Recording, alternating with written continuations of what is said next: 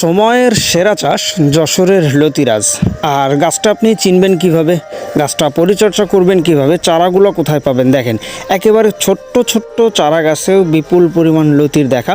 আর গাছটা কিন্তু একেবারে 100% সুস্থ অবস্থাতে আছে।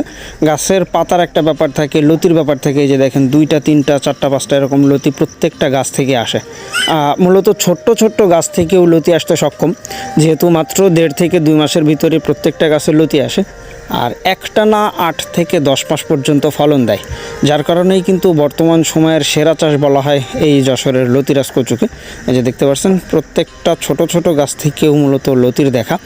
এটাই হলো যশোরের লতিরাজ। এই যে দেখতে পাচ্ছেন এটা থেকেও লতি।